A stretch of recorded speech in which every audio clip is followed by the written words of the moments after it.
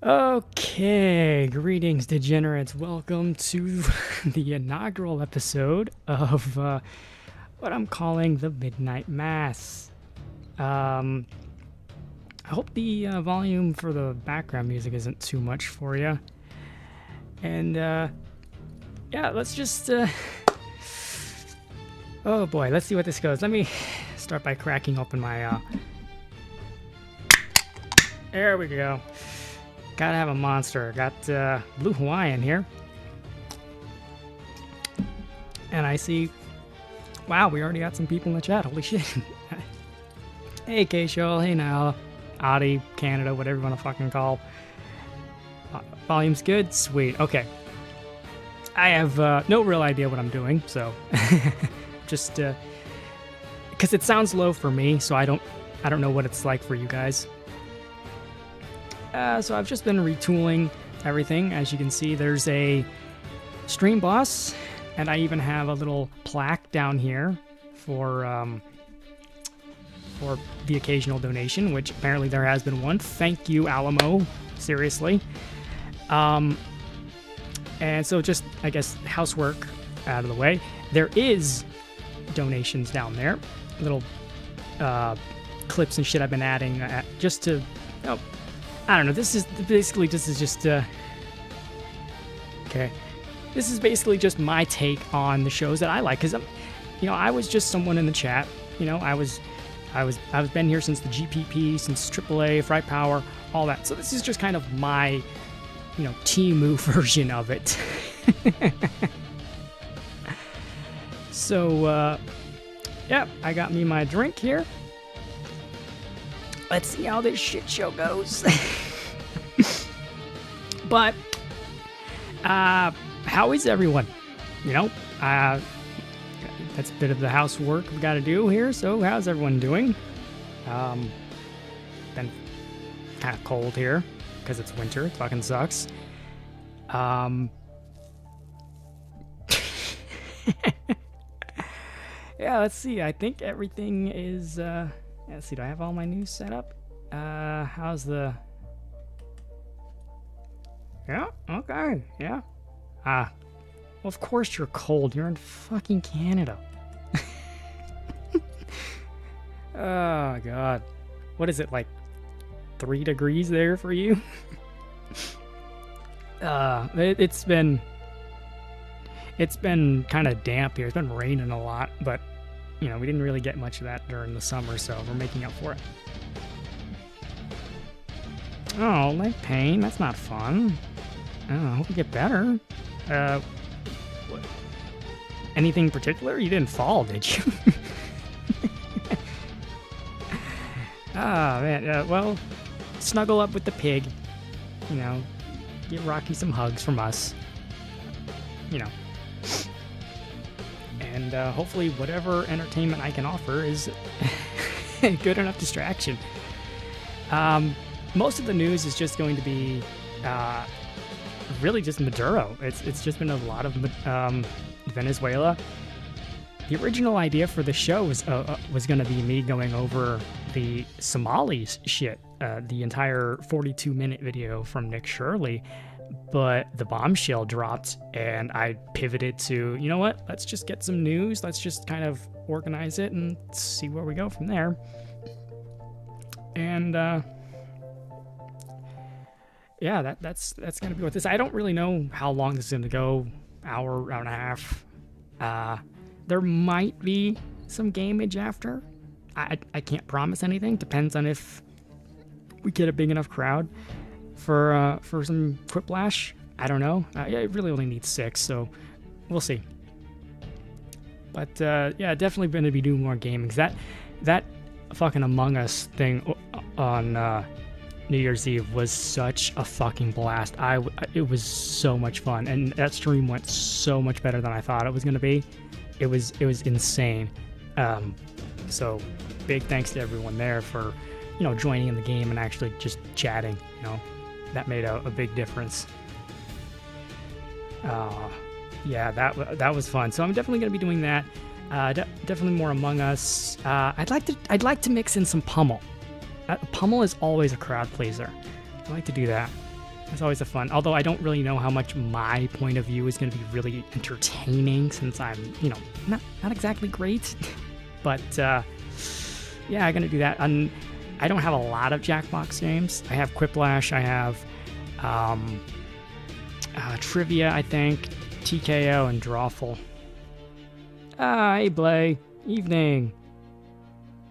Oh, you have Among Us in Pummel. Oh, that's cool. That's cool.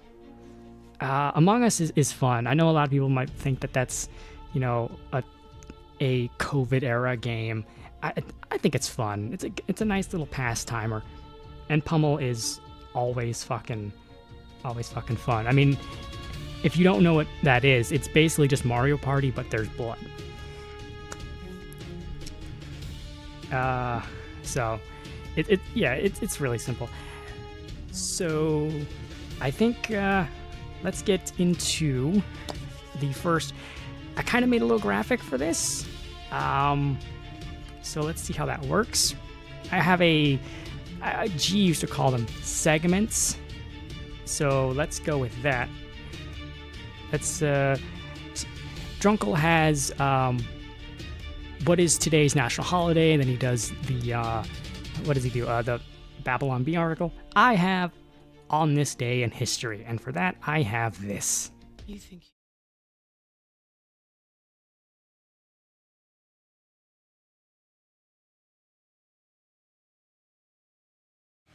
That's right.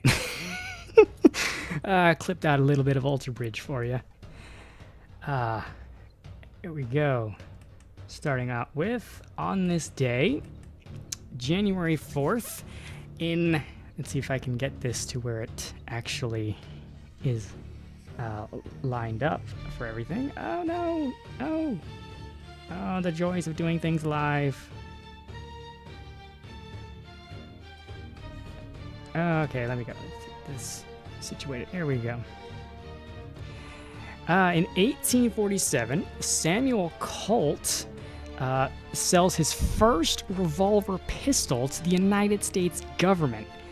And it had no audio.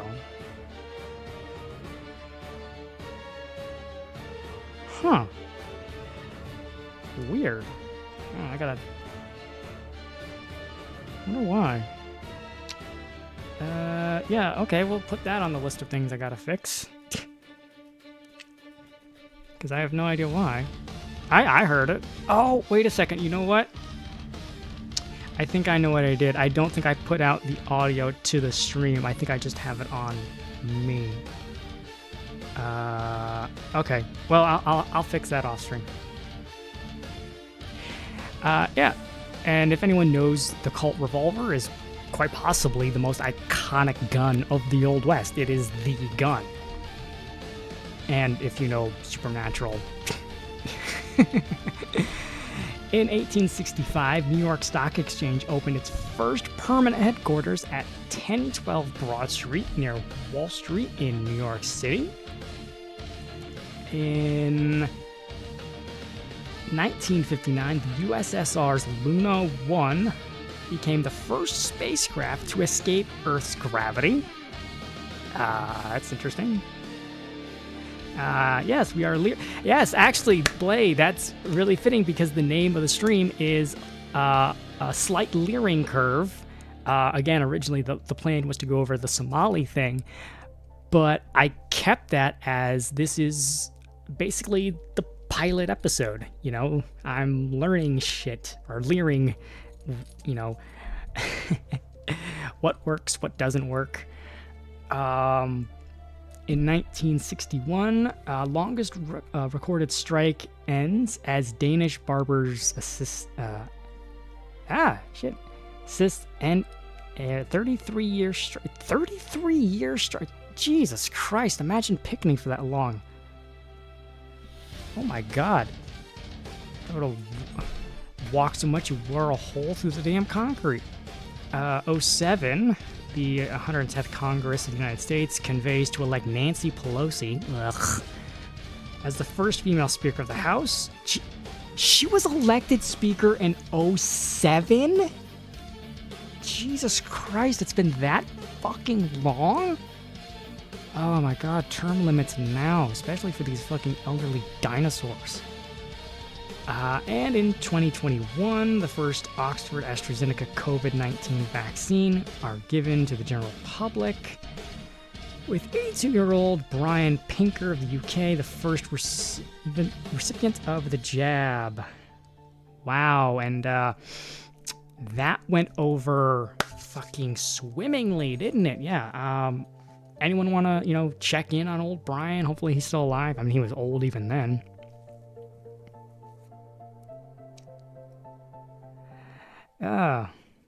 Hey, Brutus. I recognize your name there. But let's get into what's been going on. From the Gateway Pundits, just in, Nicolas Maduro and his wife indicted in Southern District of New York after being captured, flown out of country during Venezuela attack. Yes, if you have not heard about this, you live under a rock. Yeah, same here. I refused to get the jab, and that caused a lot of problems. I mean, fucking as well as anyone. I mean, it had to be stuck behind a border for, what was it, 3 years before you can come over now? It felt like forever, but, yeah. But Maduro, who is a cosplayer for Saddam Hussein, was captured alive with his wife. And, yeah, everyone's fucking blowing up. Everyone's losing their freaking minds over this. It's just so funny that the same people that said Trump doesn't do anything, Trump is not doing anything. He's just sitting on his ass, twiddling his thumbs and all that. Well, he does something, then all of a sudden, oh my God, he's starting World War III. What do we do? What do we do? And it's like, okay, and everyone on this is jumped on the obvious. Is that, oh, we're doing it for oil. We're doing it for oil. Yeah, this is totally just like Iraq and Afghanistan. It's like, we don't really like to have to use Venezuela. Venezuelan oil is garbage. It is chunky mashed potatoes. It is not of any real interest to the United States. What is a real interest to the United States is Venezuela's interest and influence on our election, because, a lot of those machines, a lot of those voting counting machines, yeah, where do you think they come from? Yeah, that's kind of a big issue, especially during the totally secure, totally safe 2020 safe election. It was 2020. Yeah.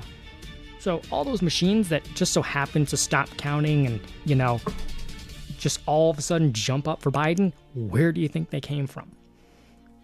Nicolas Maduro has been charged with narco-terrorism conspiracy, cocaine importation conspiracy, possession of machine guns and destructive devices, and conspiracy to possess machine guns and destructive devices against the United States Attorney General Pam Bondi. Now, I know Pam Bondi isn't exactly the most, liked. She's had some hit and misses and a lot of misses. Probably best for her to, be replaced, But, yeah, take it for what it's worth. We have a video.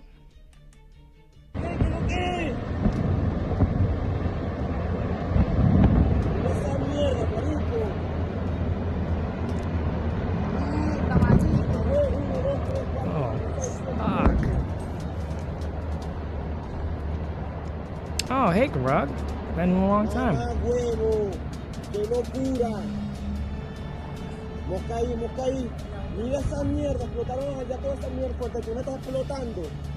Anyone else here Koreans CCR? Mierda, marico, se prendió el peo en esta mierda, ¿oyó?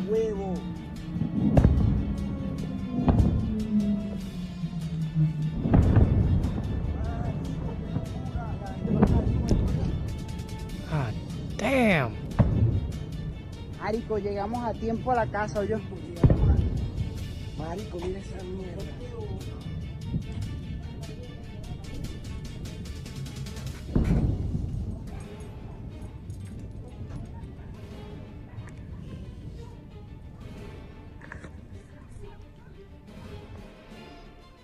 It's always the fucking camera angle. You can't, switch it, turn it to the fucking side. It's always gotta be... Ugh. Oh well. Here we go. We got some more videos. Oh, fucking hell. They are just raining hell and freedom all over the place. They said a bad word. What? I don't speak Spanish. I don't watch enough Eddie VR, apparently.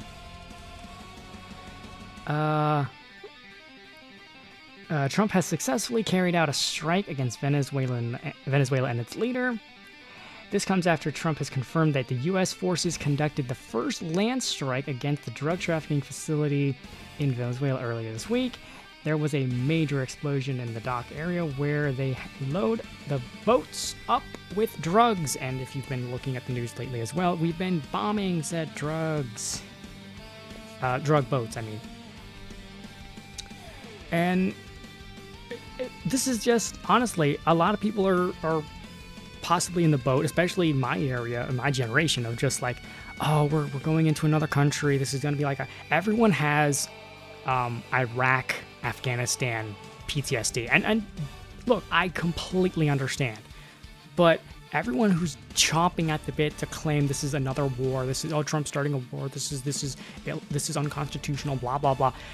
Keep in mind, the Venezuelan people have voted several times to kick this motherfucker out of their country. He is not technically their leader. He has been voted out. He refuses to. So this is what is so... this is what's so fascinating, is like the same people who are now... like they went from the Ukraine flags, then they put up the Palestinian flags in the bio. Now they're putting a Venezuelan flag. The same people that marched, oh, we will have no kings, we will have no kings, blah, blah, blah. Whoa. Well, guess what? This is exactly what you claim Trump was. The whole thing of, oh, he's not going to leave office. He's not going to leave. Trump, for all his flaws, he left office on a knowingly bullshit election cycle in 2020. And look, you say all you want about Biden. Now, he probably has no idea where he is currently. He even stepped down. Now, I'm sure everyone kind of wanted Kamala, but everyone really just saw her as a lamb to slaughter. Oh, actually, you know what? Why are you guys like this?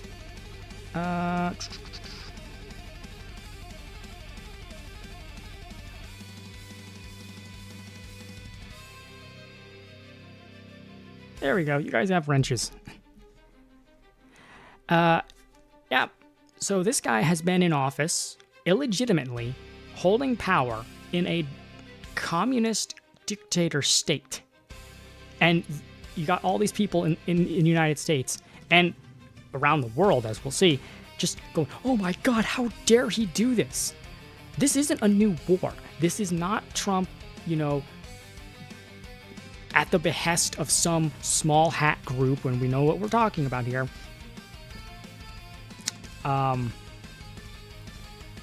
Going in and, taking oil and whatever.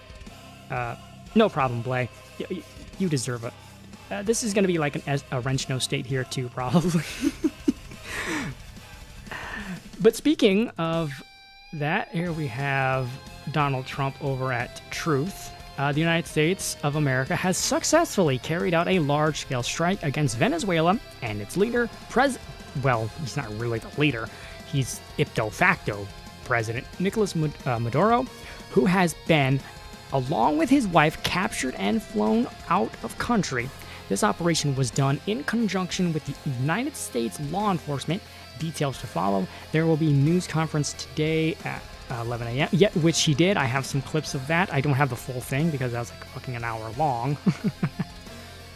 Oh shit, Lunatic's here. Hey, dude. Oh, good. You already have a wrench. And Steve Dave's here. Holy shit, the fucking gang's here, man. Thanks, man. That's awesome. There we go. Oh, no. And there. D&D went long. Oh, phrasing. Nothing more embarrassing than another really long and difficult D&D. Okay, what do we have next? Oh, this is, from what I'm told, not AI generated. This is totally, absolutely legit. This is what it looked like when Maduro was captured. I have not edited this. This is not any screenshot. This is totally legitimate. And this is his face. You can see he's totally shocked. Totally shocked. And you have the Special Forces team just looking so badass and cool with the explosion in the background. I mean, this is just, man, America, fuck yeah. Oh shit, why don't I have that as a dono? I gotta put that as a donation too. America, fuck yeah, that'd be good. I do actually have something from Team America, on the off chance that anyone notices the question marks down below, which I'm not gonna be like sin and grift, but just pointing it. But here we have Trump invades Venezuela. Smash the damn like button. I shouldn't have to tell the brewskis and cool chicks this, but dipshits come in too many colors. Oh my god, Steve Dave, that fucking worked? Dude, thanks. You fucking tested it.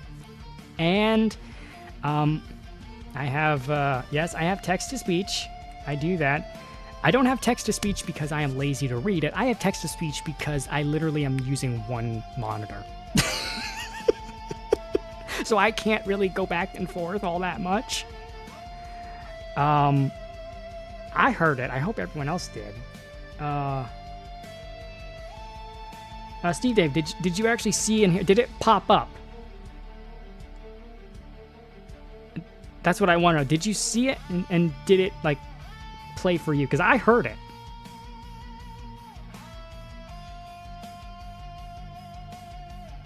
That's kind of the point. Because I did notice if okay, cool, thanks. So that worked.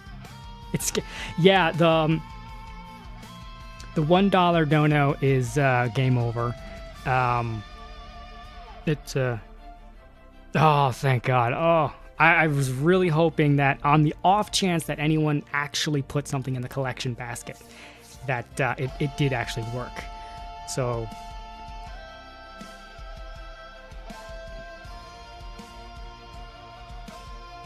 oh, if it's too loud, I'll turn them down a bit. I can go back and change the volume. It's just the audio I have, you know. Jack, JTR's here? Sweet, okay, cool. Anyway, let's get back to the news. Breaking, Trump invades Venezuela, starting World War III for the, checks notes. Oh yeah, this is the 6th time, apparently, Trump has started World War III. And what's amazing is that we're all here, for right now, to witness the events of such World War III, because I'm pretty sure, according to everyone, mostly, the conspiracy tards like Candace Owens, that we were supposed to have been dead for Israel like 6 months ago. But I'm pretty sure, now correct me if I'm wrong, I'm pretty sure we're all still alive. Now, I think I'm alive. I don't know if you guys are alive. You might just be figments of my purgatory-induced imagination. But, yeah. But keep in mind, France has already surrendered. So they're out. They're just out. But yeah, they're done. They're out. They've called it quits. They're waved their white flag, which is essentially France's national pastime. We got Trump. This is the first clip of him from the post-Maduro capture. Let me make sure I have the volume up. Here we go. We don't want to be involved with having somebody else get in, and we have the same situation that we had for the last long period of years. So we are going to run the country until such time as we can do a safe, proper, and judicious transition. So, did he Did he just say that essentially we just colonized Venezuela? Is that what we're doing? Or are we manifesting destiny here? Seriously, where is G with some grains of fucking sand? Because this is holy shit. Like, Trump has already restated a couple weeks ago, or maybe it was a few days ago, that he's still interested in Green Day. Oh, fuck. No one's interested in them. In Greenland, which is for strategic reasons. But did he just say that we're colonizing? We're expanding the American empire? Because, I mean... And it has to be judicious, because that's what we're all about. We want peace, liberty, and justice for the great people of Venezuela, and that includes many from Venezuela that are now living in the United States and want to go back to their country. It's their homeland.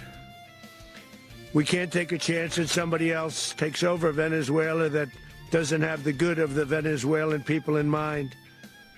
We've had decades of that. We're not going to let that happen.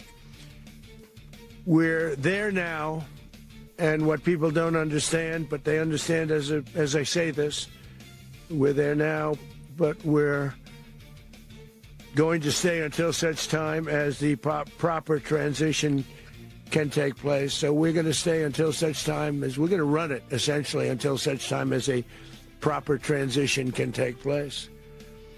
As everyone knows, the oil business in Venezuela has been a bust, a total bust, for a long period of time.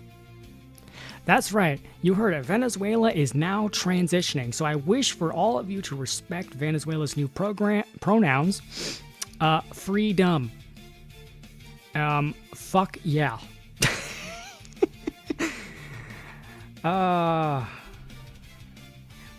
So apparently we're going to be running Venezuela until such a time that they actually can get a decent leader. Not exactly sure how that's going to work. And the Venezuela people, yes, yeah, Venezuelans are fucking cheering. For those who may know the guy Dan Vasc, he's over in Brazil. He's basically like, can you do Brazil next? Like, can you just like can you do what you did over there here? Because the only people that are really pissed off about this, as far as like world leaders go, are communists. I mean, China poked its fucking turtle head out its fucking cave and be like, well, we're gonna condemn the United States for doing something. It's like, bitch, you would be doing the same fucking thing to Taiwan right now if it wouldn't cause an international crisis, and you better as well know. Everyone fucking knows it. Don't trust China. China's asshole. Let's see. This is the last of Trump. This is him talking about the oil business in Venezuela. As everyone knows, the oil business in Venezuela has been a bust, a total bust, for a long period of time. They were pumping almost nothing by comparison to what they could have been pumping and what could have taken place. We're going to have our very large United States oil companies, the biggest anywhere in the world. Yes, it's going to be so huge. It's going to be so huge. Like, we have the biggest drills. We're going to pump full of Venezuela and get all that sticky oil. It'd be so good. So it'd be the best. Go in, spend billions of dollars, fix the badly broken infrastructure, the oil infrastructure, and start making money for the country. As everyone knows, the oil... Yeah, because their oil system is horrible. Like I said, we don't really want their oil. Their oil is chunky, it's globulous, it's just not good. Like, at least if we go into like the Middle East, we get decent shit. Venezuela can't do anything. It's fucking oil is horrible. And a bigger problem is, again, a lot of the voting machines. They have terrible yeah, they do. They do. It's just awful. American dominance. in the Western Hemisphere. Oh, man. Something about that is just Eagle Street. Our new national security strategy, American dominance in the Western Hemisphere, will never be questioned again. Won't happen. So just in concluding, for decades, other administrations have neglected or even contributed to these growing security threats in the Western Hemisphere. Under the Trump administration, we are reasserting American power in a very powerful way in our home region. And our home region is very different than it was just a short while ago. The future will be, and we did this in my first term. We had great dominance in my first term, and we have far greater dominance right now. Everyone's coming back to us. The future will be determined by the ability to our new national security strategy, American dominance in the Western Hemisphere. So Trump wants the American way to be the dominant force in the Western Hemisphere here, and I mean, I can't fault him for that. Honestly, we can't keep going down this road of capitulating to commies and a bunch of fucking know-nothing countries that are just taking advantage of us all over the fucking world. You've got how many nations in Europe that just bleed us dry, and they're doing it for, oh, well, we can give our super homogenized cultures or countries, free healthcare. And it's like, yeah, that's all well and good when you don't have to pay for a military. Music is a bit loud. Okay, let me turn that down. It could just be the songs aren't totally the same. Okay, that should be a little better. Oh, okay. Yeah, see, no, that video was really low in general. I don't know what it is. All the other ones were louder. It's just that one was. Yeah, I don't know why that video was just low, and I had it all the way up. It's just, I don't know.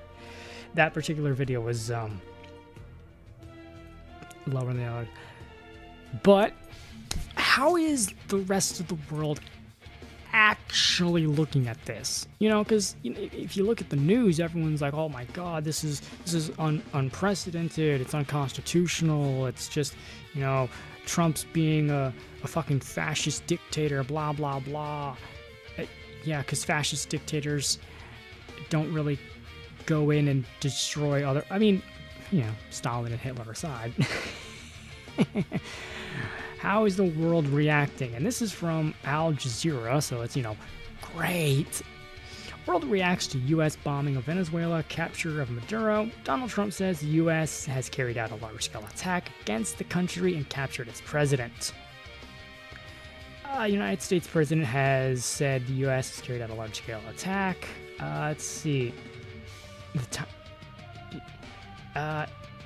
We have Secretary of State Christopher Landau said Venezuela was experiencing a new dawn. The tyrant is gone. He will now finally face justice for his crimes, Landau said. Yes, as Maduro has been in office pretty much illegitimately for a long time and causing horrible.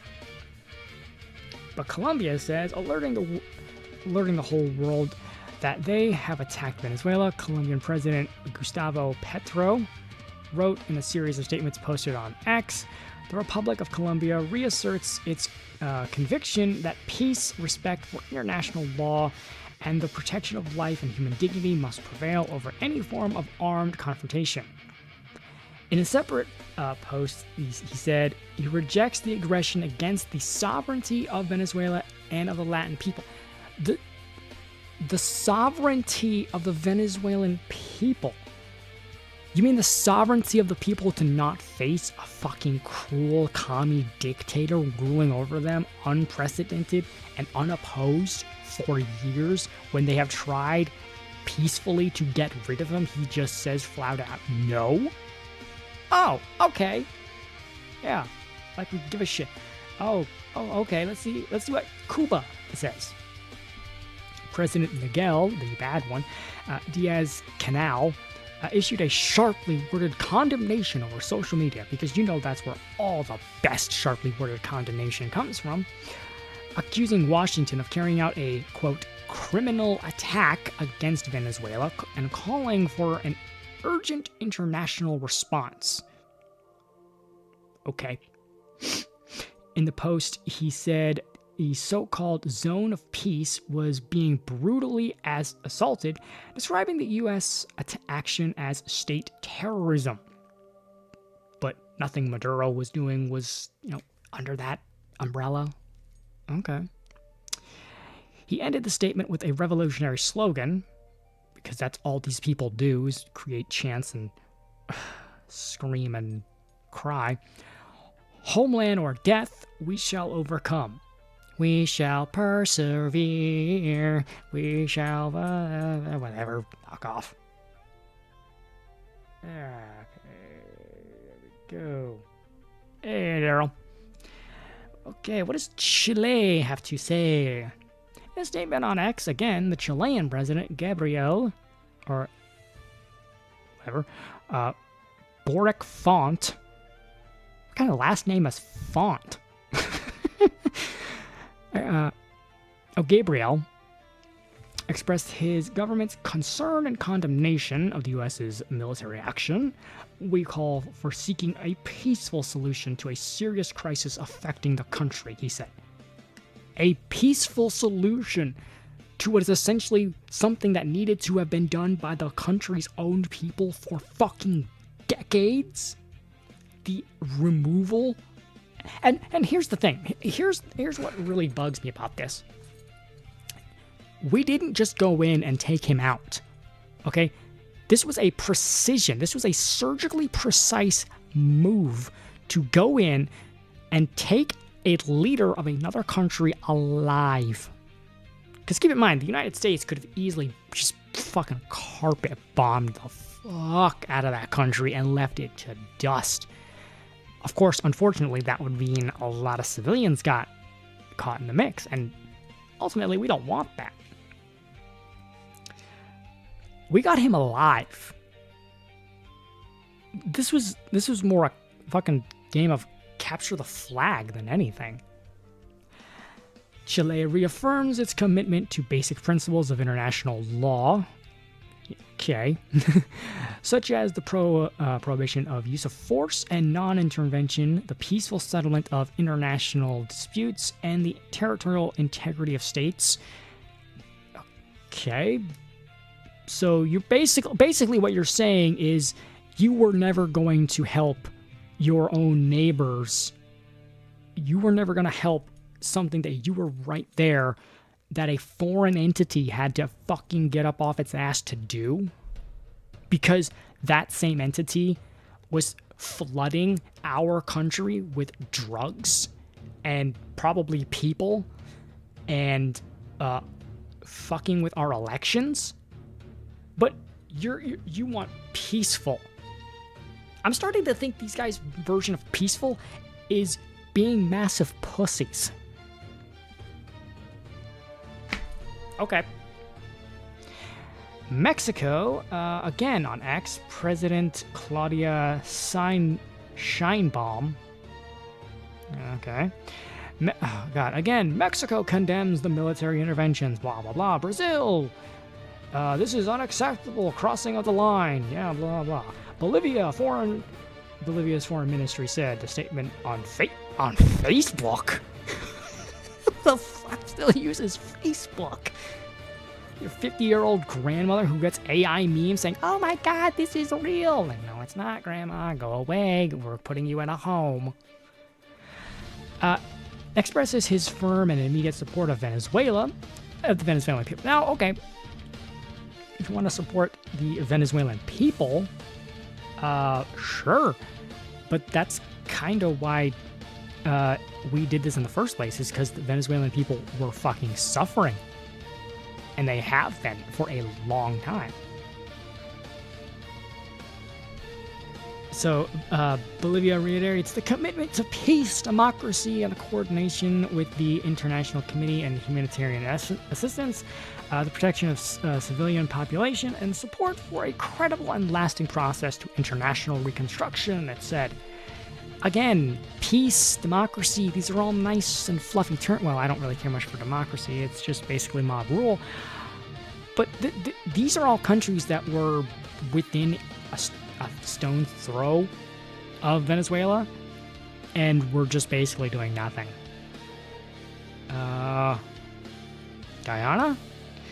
Defense Force and the security forces are monitoring the situation in Venezuela, and the Guyanese should be reassured that the government is working to ensure the safety and security of our citizens. Guyanese President Irfan Ali commented, the security architecture is fully active, Ali said. What we got here? No nation in the world could achieve what America achieved yesterday, or frankly, in just a short period of time.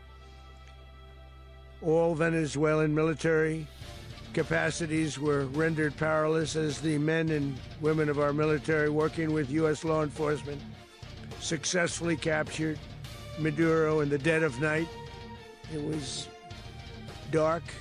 The lights of Caracas were largely turned off due to a certain expertise that we have. It was dark and it was deadly. But captured along with his wife, Celia Flores, both of whom now face American justice. Maduro and Flores have been indicted in the Southern District of New York. It's Jay Clayton, for their campaign of deadly narco-terrorism against the United States and its citizens. We are going to run the country until such time as we can do a safe, proper, and judicious transition. And it has to be judicious, because that's what we're all about. Okay. Trinidad and Tobago? Isn't that how you book flights and hotels? Earlier this morning, Saturday, the 3rd of January 2026, the United States commenced military operations within the territory of Venezuela. Trinidad and Tobago is not a participant in any of these ongoing military operations. Thanks for letting us know. We did it on our own. We didn't need your help. Trinidad and Tobago continues to maintain peaceful relations with the people of Venezuela. Prime Minister Kamala Persad Forum. So basically, everyone is saying we don't condone this. How dare you? This is all just,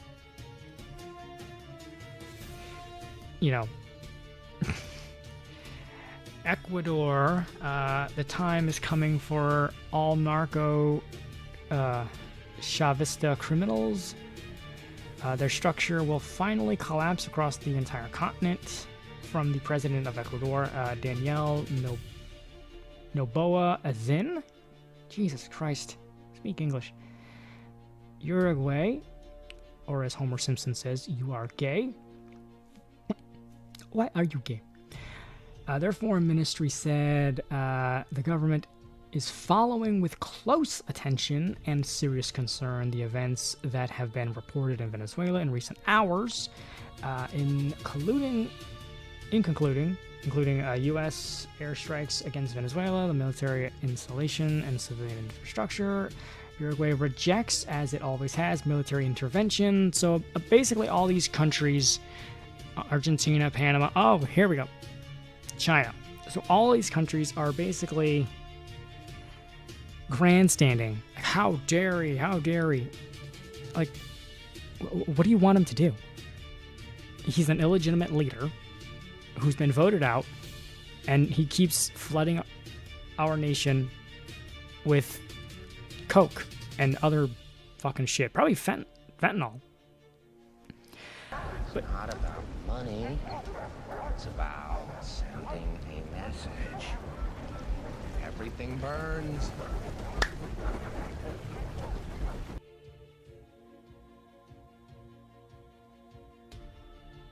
Ah, that it does. Everything burns. Who did that?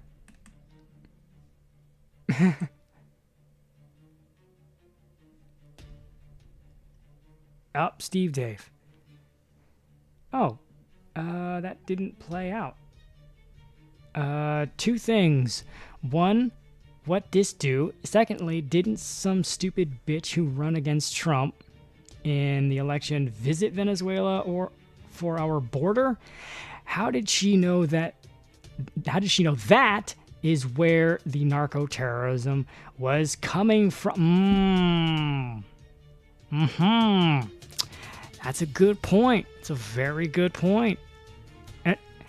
And that was, Steve Dave, that is when she actually was forced to go to the fucking border, when she basically was like, nah, it's fine. Nah, it'll be fine. Why bother? Not sure why that didn't play out, but still, thanks. Thank you. But let's get to what China has to say. And what could the totally capitalistic, freedom-loving China, what would they have to say on this? You know, it wouldn't be on the side. I know, doing a big thumb. Yeah, I know, Steve. I'm pointing to my nose. Yeah, I'm pointing. You haven't gone. Yeah, I'm doing that thing. Yeah, it's a very chin scratchy kind of like. So China, its foreign ministry said Beijing was deeply shocked and strongly condemns the use of force by the U.S. against a sovereign country and the use of force against the president of a country. Isn't China and Venezuela both kind of theologically aligned? What was that ideology? I'm pretty sure it was started in like the 1800s, England, German, Marxism, something like that. Something like that. Yeah, I totally blanking on why China would run interference for Venezuela. I mean, it's not like they're allies. China, mind you, China, who would never, ever even dream of invading their neighboring nation and their sovereign friend Taiwan. They would never do that. They say they strongly and firmly oppose such hagmatic behavior.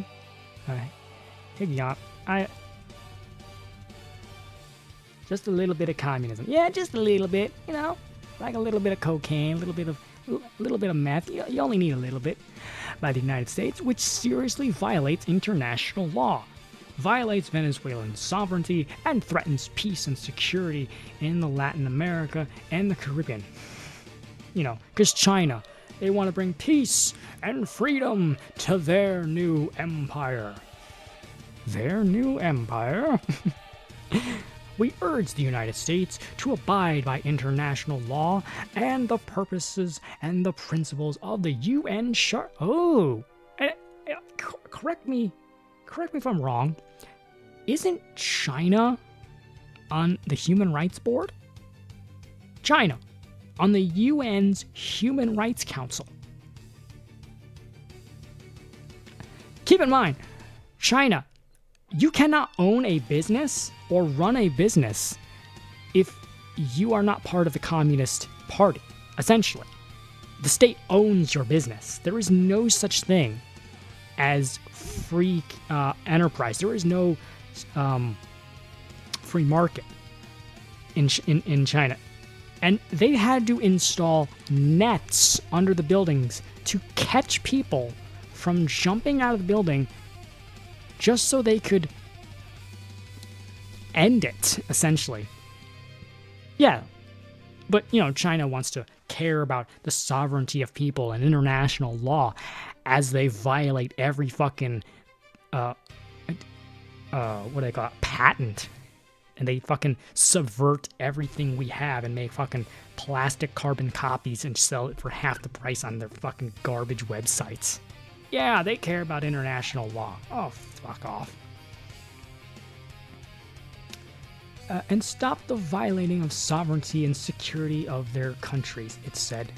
Again, oh, this is interesting. Iran.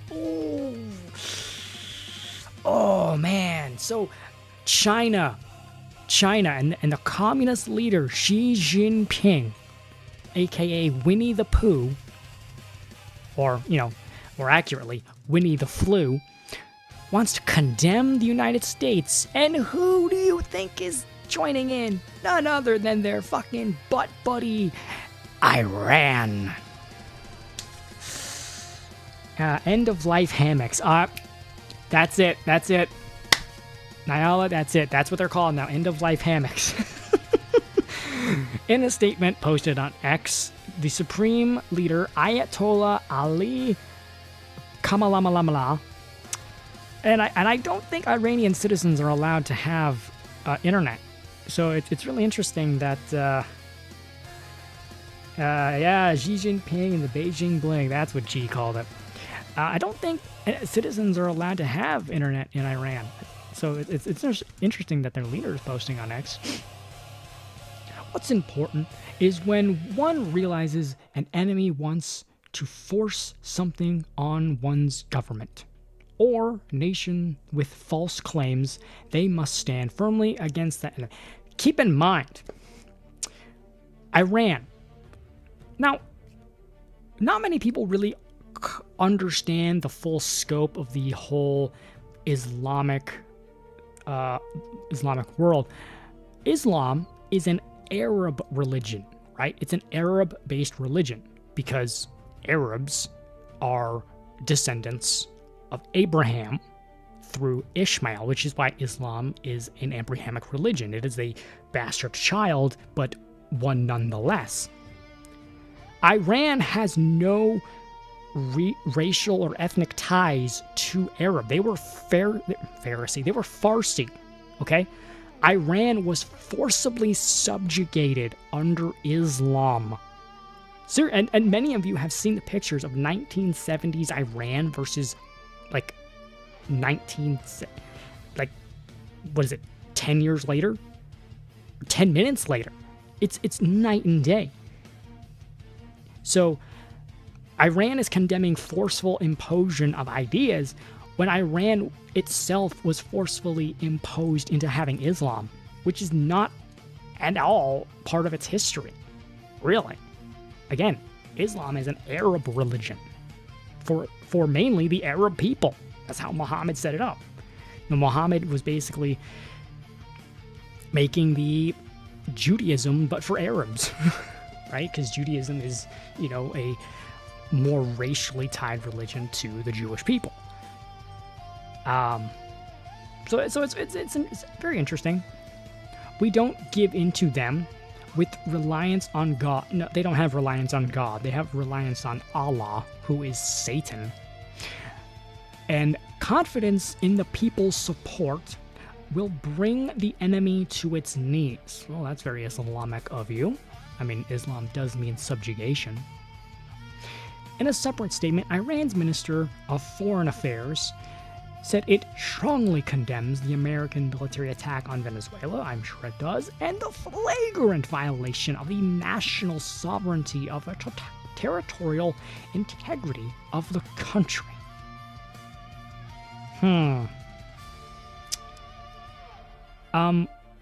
Keep in mind, Iran would also take over its neighbors if it wanted to, and if it could get away with it. China would definitely go after Taiwan, and Iran would definitely go after everywhere. Israel being the big one, but still, it would capture everyone if it wanted to. And speaking of invading your neighbors, here we have Russia. Now, I don't necessarily think Russia is this big demon that everyone's making it out to be, but I certainly don't trust Putin, who's ex-KGB. KGB. What's that, KJ? KG.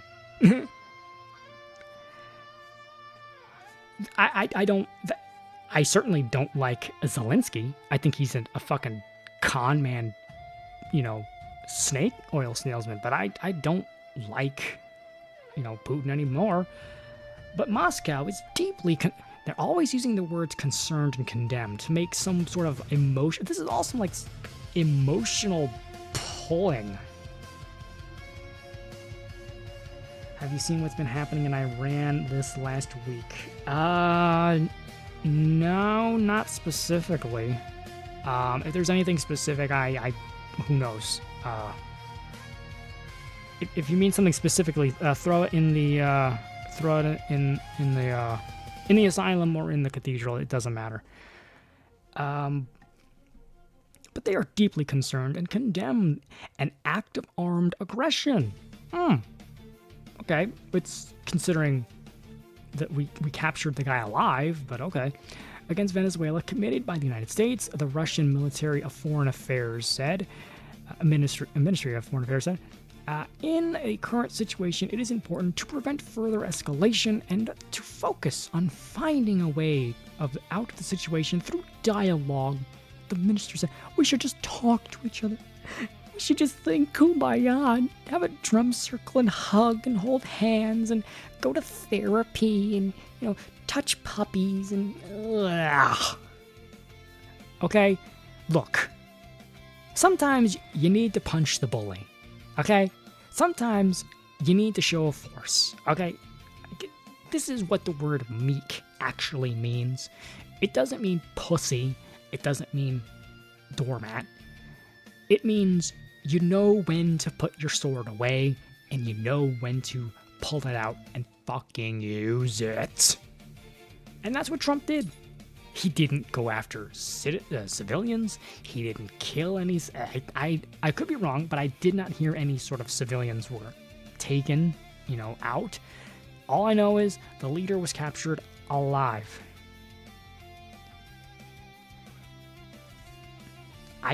Okay.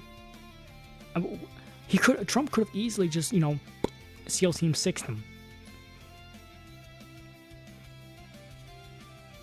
They're having a revolution. Oh, no shit. Iran? Good for them. Good for them. Russia continues. We reaffirm our solidarity with the Venezuelan people and our support for its leadership policy of defending the country's national interest and sovereignty. Okay. I mean, that's all well and good. I'm all for the Venezuelan people as well. But what's best for the Venezuelan people is that Maduro is not in power. Okay? That's what's best. And sure, I would have loved for the Venezuelan people to have done it themselves. But, sometimes that's not what happens. And Russia, super peaceful, pro-peace, whatever that shit, Russia, they're extremely concerned about the capture of Maduro and his wife. Okay. The reason why they got his wife is because that's a bargaining chip. I mean, let's just be honest. That's what it is. We got your wife, dude. You're gonna fucking talk. You're gonna give us what we want.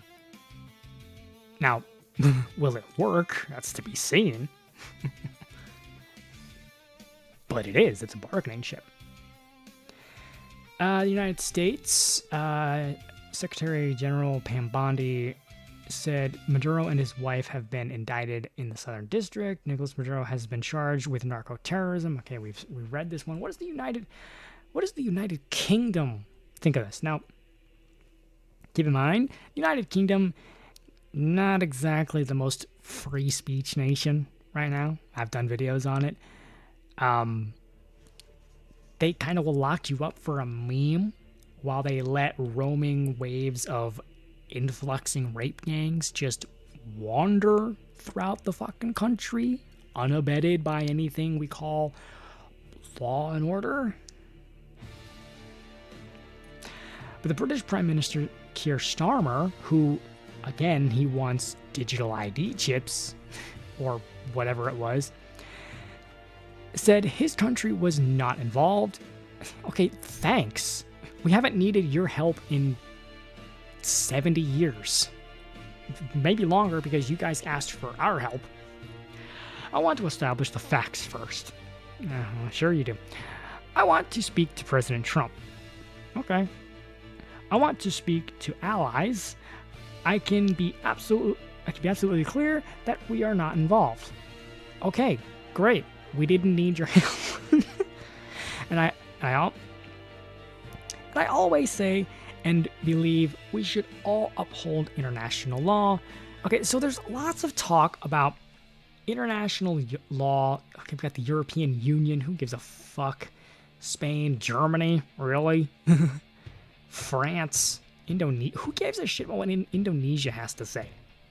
All these countries are suddenly so concerned about the rule of law, international sovereignty, and so many of them here violate that on a daily fucking basis. Iran. I mean, try being a woman or gay in Iran, okay? Try being a citizen in, say whatever you want about, you know, the Ukraine-Russia thing, but okay, these guys invaded their neighbor, okay? China would very much do the same, and that all of these are grandstanding. They're grandstanding. This is just fake bravado is what this is.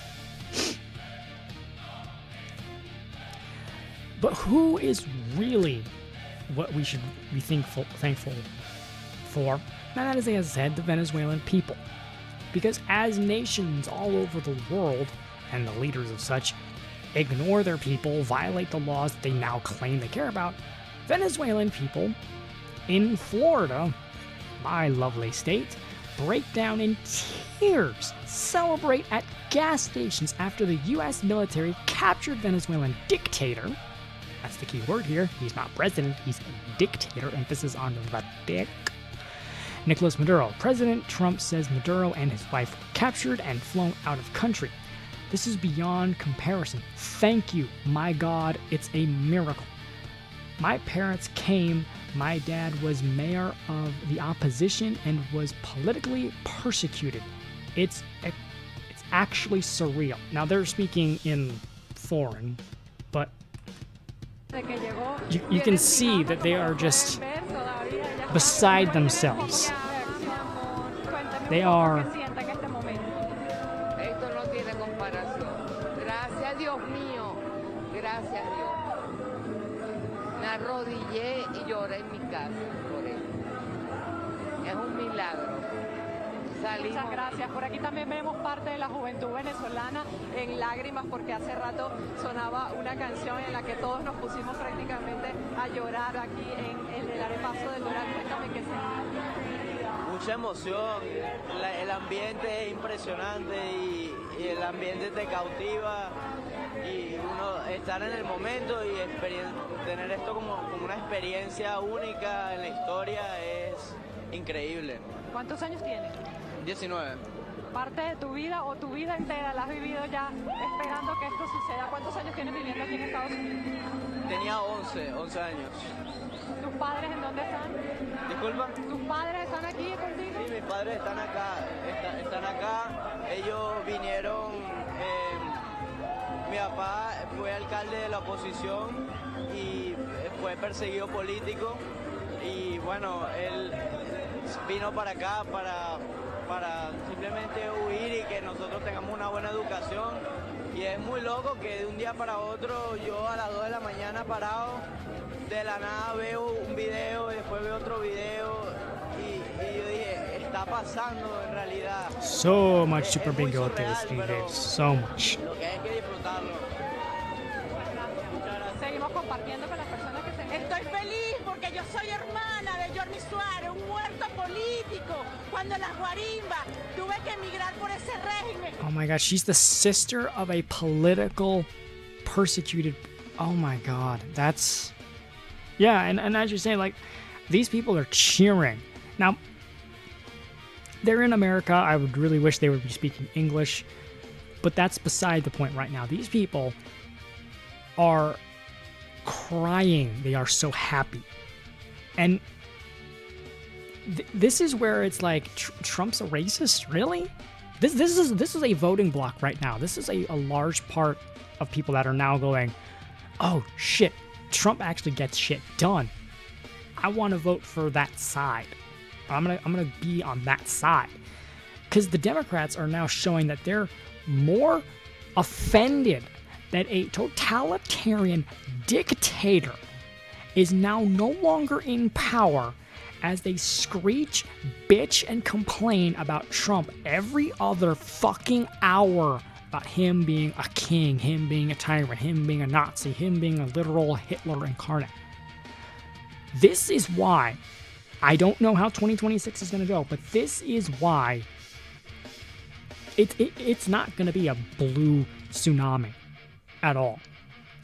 Hey, Baba. And yeah, I remember you, Carmen. I remember you from the stream. Welcome back. But this is insane. Y me siento feliz porque a nosotros nos quitaron un hermano, un hijo, un tío. Estoy feliz, se está haciendo justicia por toda esa sangre derramada que hubo en Venezuela. ¡Feliz! ¡Venezuela libre! ¡Qué emoción! ¡Dios mío! ¡Te adoro, Venezuela! ¡Qué emoción! Yep. That's the people the Democrats are essentially turning their back on. You know, they claim that they care about the immigrants. They care about the... Really? It wasn't that long ago. I remember they were turning away Cubans from coming to here in Florida. Why? It's simple. Cubans do not like the Castros. They do not like communism. They do not vote Democrat in massive amounts. Trust me, you go anywhere south into like Miami and shit, and you mention the name Castro, dude, you will fucking hear screams of, oh my God, get him out, and they will spit on that name.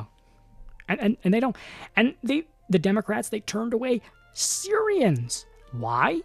Because they were Christian. The Democrats, this is why I say it's not about race. It's not. The Democrats could placate to any group if they wanted to. They just know it's easy to guilt trip dumb, white, liberal, college propagandized people into this idea. Because think about it. White, Christian, mostly people, we know that slavery is wrong, which is why we ended it. We feel bad that it happened to a degree. So it's easy to guilt them into thinking, oh, we should pay back. We did all this bad stuff. Okay, now try and do that to the people who owned the ships. Now go do that in the Middle East right now. There is open air slave markets right now in Africa, in the Middle East. But you can't. You know why? Because guilt tripping doesn't work on them. Because they have no thought that what they're doing is wrong. Their book tells them to do what that is right by their God. So they don't care.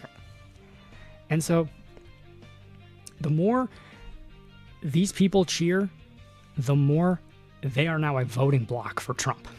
And hopefully the sane Republicans. Oh, hey, TC. Oh, welcome in. But, speaking of duly elected communists, and what people think, what does Mom Dummy think about this? What do you think he would think about all this?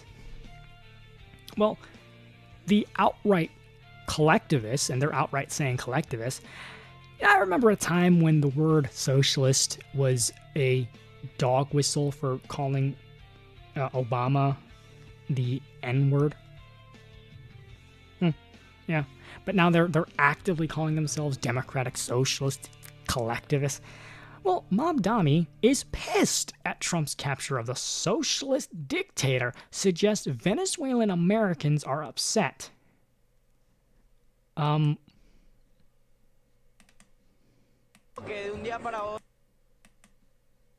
Are they? régimen y me siento feliz porque a nosotros nos quitaron un hermano, un hijo, un tío.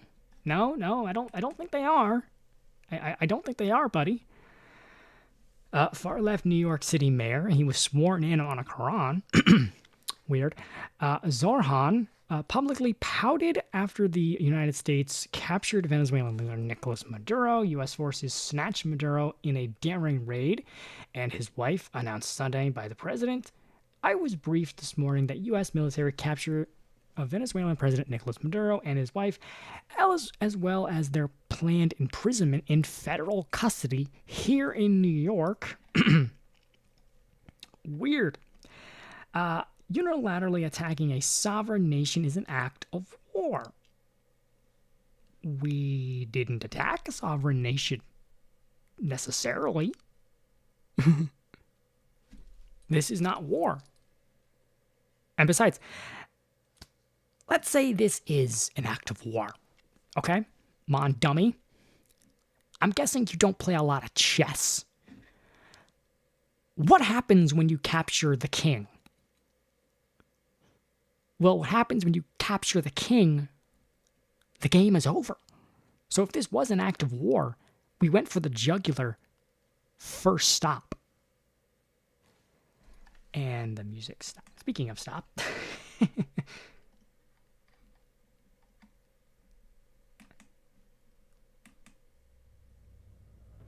we go. Yeah. So, this is an act of war. Okay, well, we captured the king. War's over, we won. Go fuck yourself.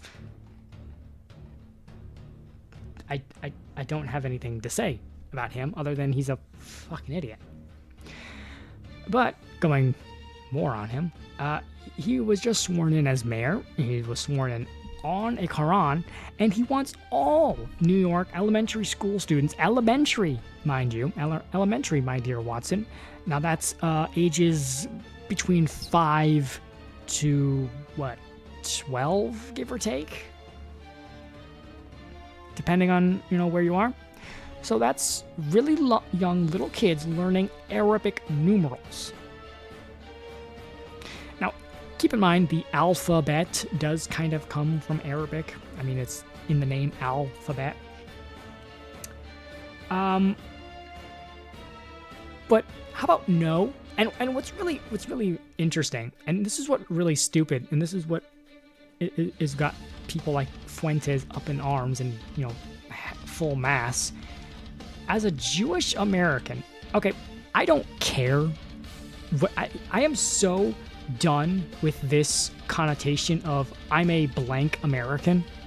I don't give a fuck. I'm an African American. I'm an Italian American. I'm an Irish American. I'm a Jewish American. No, you're either American or you can go fuck off to that other country you hold so dear. I love my Italian roots per se. I love the food. I'm American, okay? At best, I'd be Floridian American. That's the only, quantifier I would put. And, hey, Alamo, welcome in. So, I don't care that you're a Jewish American. You're an American who is ethnically Jewish because, quite frankly, you're most likely not even a follower of the Torah or the Tanakh. So, shut the fuck up. But how, as a Jewish American, can you support this? This is a man who supports everything you seemingly should be against. Islam and communism. Two sides of a very evil coin. The government and the religion. Now, again, you're Jewish, so this may not mean as much to you. No offense, Baba. But that's what killed Jesus. Government and religion. And is it any wonder that those two things tend to work together a lot in history? Look at Adolf Hitler. He loved working with Islam, called it strong, called it a, very fierce religion. So this is an oxymoron. Emphasis on the moron. Happy New Year, everyone. Oh, and by the way, he was sworn in with his hands on the Quran because he's Muslim. Deal with it. Now, I am all for the First Amendment. I love the Constitution. I love the Bill of Rights. I am increasingly more and more getting to the point where I am sick and tired of Islam in this country. Full fucking stop. I'm not even kidding. I don't care. It is not compatible with America, and it's not compatible with the West, and it's not compatible with the Constitution. Okay? If you want to be in this country and be in name only, if you're going to pray on a carpet 5 times a day and you just don't eat pork, and that's the entirety of your identity as a Muslim, by all means, I don't give a fuck. But that's not really Muslim, that's more secular and, again, Muslim in name only. But a vast majority of Muslims around the world are fine with violence. But swearing in on a holy book, you pick the Quran, okay? I mean, because like it or not, America was founded on Christian principles. And even if you're not religious, I kind of agree with G on this, where I think politicians should swear in on a copy of the Constitution, Declaration, and Bill of Rights. Oh, good night, TC. Get some sleep. I think that's the way to go. If you don't want to swear in on a Bible, that's fine. But at the very least, swear in on the fucking documents you are elected to protect and the values that are enshrined therein. Now, to be fair, those are enshrined because of the Bible. But the Bill of Rights, Constitution, and the Declaration. Swear in on that. Not the fucking Quran. Raise your right hand. I, Zoran Kwame Mamdani. Zoran Kwame Mamdani. That just sounds like a villain name. Zoran Kwame Mamdani. That sounds like some fake Johnny Quest character. Solemnly swear. Do solemnly swear that I will support the Constitution of the United States. That I will support the Constitution of the United States. You will support the Constitution of the United States. How are you going to do that and still be a collectivist? It doesn't make any sense.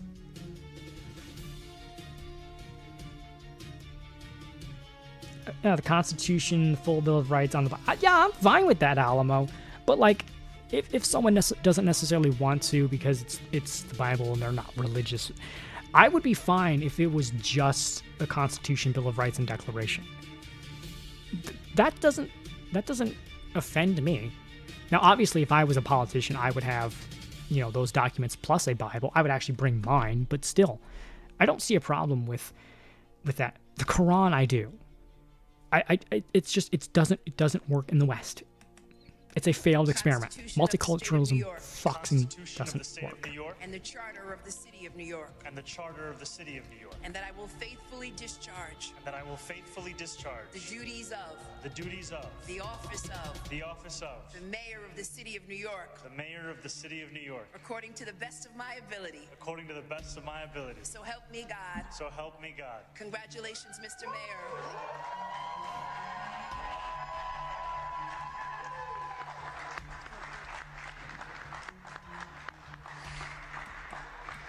That is very true, Niall. A lot of people, just because you're swearing on the Bible doesn't mean anything.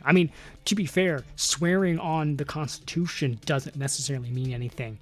It's just what you swear on, at the very least, is what we should hold you accountable with, right? So if you're swearing on the Constitution, on the Bill of Rights, you swore that is the thing that is going to hold you accountable should you do something stupid. And thus, the people of this country, through the power given to them by the Constitution, is what is supposed to hold you accountable.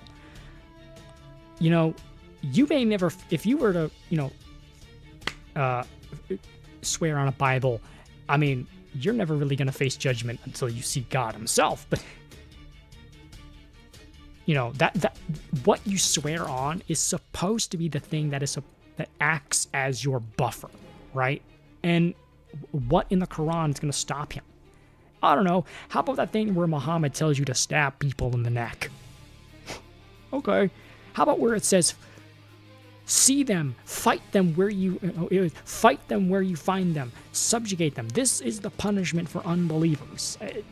Obviously, that's not a full verbatim quote, but like, it's just. But as this commie mayor swore in on the Quran, he says he will uphold the Constitution. Well, okay. We will replace the frigid and rugged individualism with the warmth of collectivism.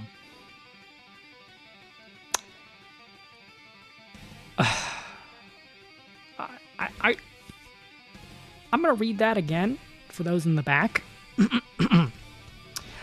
We will replace the frigidity of rugged individualism with the warmth of collectivism. I don't think all those people who were shot in mass shallow graves consider that all too warm. I mean, they're all snuggling together, so, they're sharing each other's body heat. So maybe that's what he means. And those people who have no home or air conditioning or any sort of heating, they're out in the cold, lighting fires and gas tanks and trash cans just to cook their bare minimum food that the government allows them to have. Yeah, that's so nice and comforting. Yeah, it must suck that I'm sitting here in my heated house with electricity speaking into a microphone on a live stream. Yeah, this is so great. My individualism to sit here and speak my mind and have the freedom to do. Yeah, it's so cold, so hate. Shut up. He really said this in his inauguration. We will draw this city closer together. We will replace the frigidity of rugged individualism with the warmth of collectivism. This is full mask off. Full stop. They don't care anymore. They are Scooby-Doo. The monster isn't real. It was just Old Man Withers in the lighthouse. Actually, just Old Man Marks in the factory. This is sick. The Marxist leaders who killed 100 million people in the last... Yeah, and there's an interesting quote by, I think it was not the current Leo. It was the last pope to hold the title Pope Leo. So what was that, Pope Leo the 12th? If I'm not mistaken, this is the 13th, so yeah. He's actually the one who wrote the prayer to St. Michael. Actually, I found that very interesting.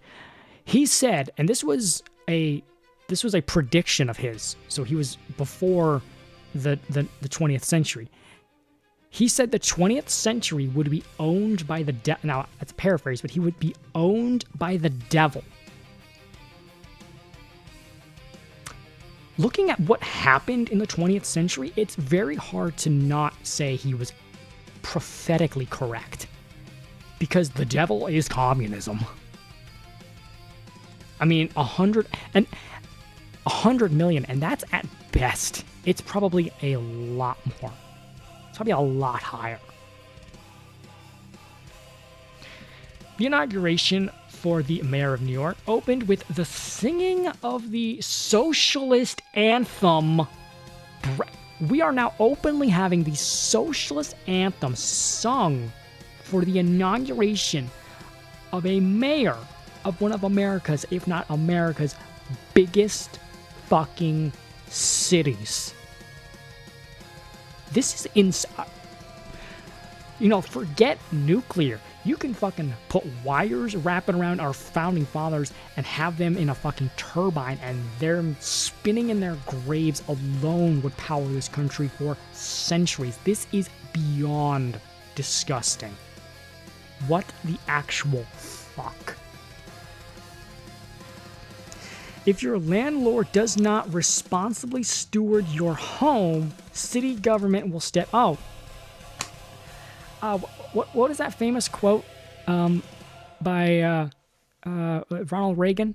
The 7 scariest words in the English language. I'm from the government and I'm here to help. This is insane. This is just batshit and crazy. The glorious leader, as he's probably loved to be called, also vowed to pay for universal childcare in the middle of the biggest government-funded childcare fraud scandal in history.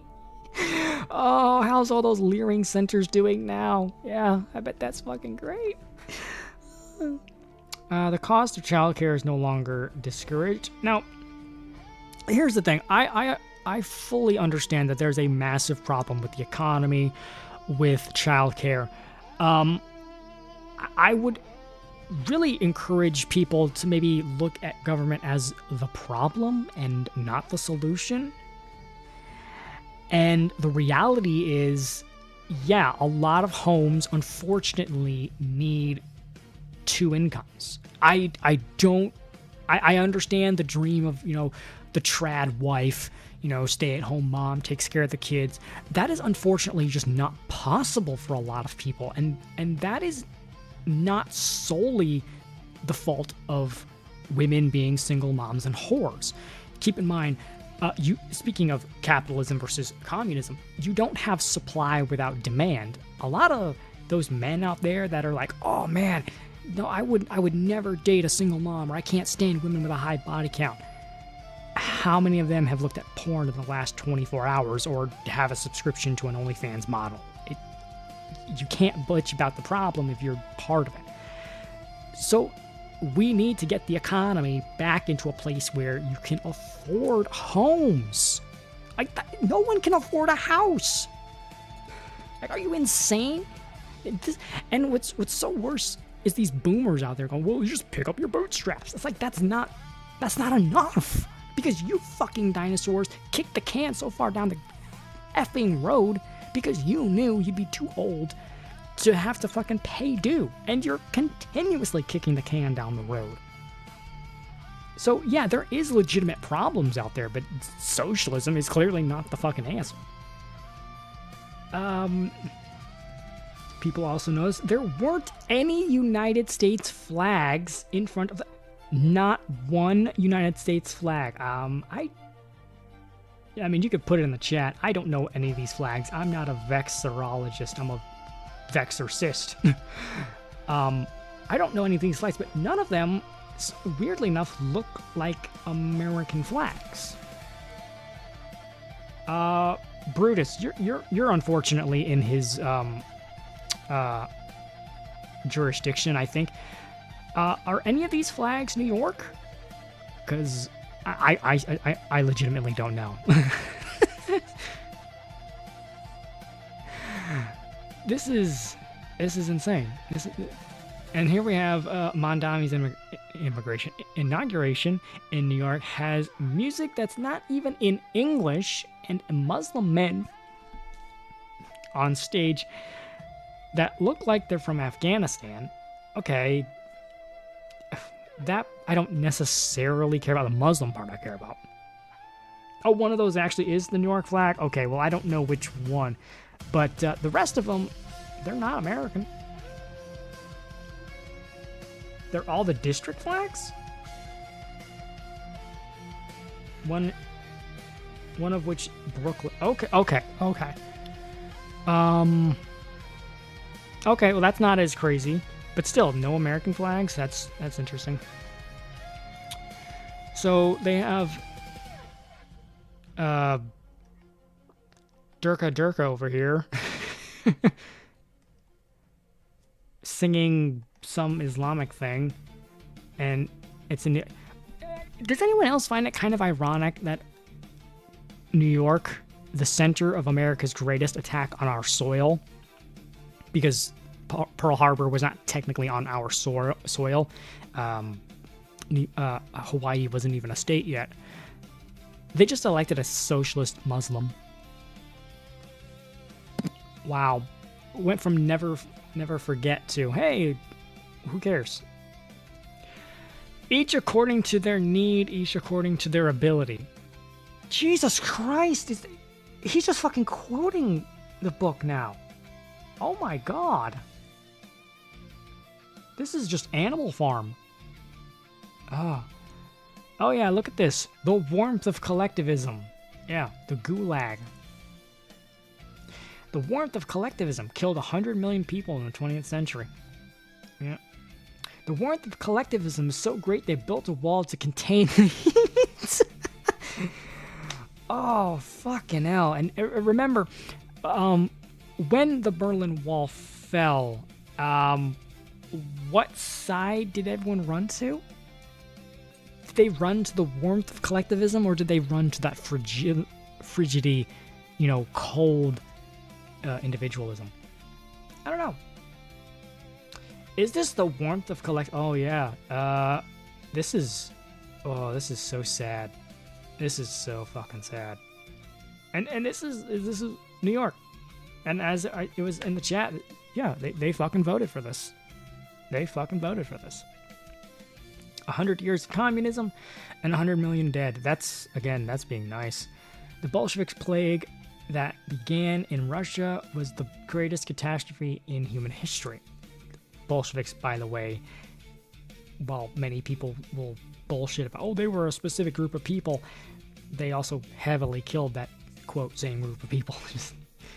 I'm not even gonna look at that. That's no. The warmth of collectivism, and those are children. Those are children. I am no. The Gulag Archipelago, 1918 to 56, and this is interesting. I posted this. The warmth of collectivism can even be seen from space. Yep, look at that. Look at that. All that Pyongyang. This is Kim Jong-un's house. Look at all that warmth that surrounds him. It must be so nice, I mean, think about this. It must be so nice of a benevolent leader of Kim Jong-un. He's such a caring, compassionate person that he surrounds himself with all this frigid individualism and gives all that warmth to his civilians.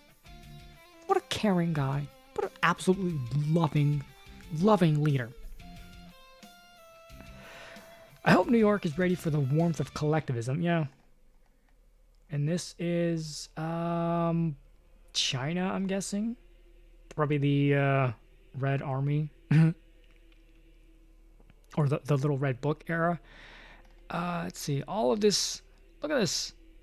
Rugged individualism, New York. The warmth of collectivism. Mondami's Uganda. Oh. Frigid individualism. Yeah, look at all those happy faces. Obviously, this is just a picture, but oh man, that looks good. I don't care what Sin says. Turkey's good. I don't care. Warmth of collectivism. List of mass graves in the Soviet mass executions. Yeah. That's the warmth of collectivism that's been going on. But speaking of dumbass leaders and mayors, we also have Swalwell, which wasn't he caught with a Chinese spy or something? Wasn't he caught fucking a Chinese spy, or was that someone else? Turkey is shut. Oh, you shut up. I will admit, I'm not.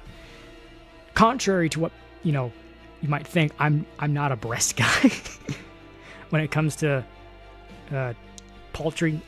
Ugh, no. Unless it's like white meat, chicken strips or something. Legs. Swalwell says he'll strip driver's license from ICE officers who wear masks if governor. So this is 2026. Here we go. We got right here. January 2nd, 2026. Strip drivers of license who wear masks. I'm not clip. Okay, you know what? Fine, clip. I don't care. Wasn't it only a few years ago they were demanding people wear masks? What happened to that? Now they're anti-mask. Okay. Oh. Let's see. Does it say anything? Yep. Swalwell, Democrat of California. Might as well just said California. Vowed Wednesday that if elected governor, so he's going after Gavin Newsom's spot. That was him? Yeah, okay. He'd strip drivers of their license from federal immigration officers wearing masks in California. If the governor has the ability to issue driver license to people, he has the ability to take them.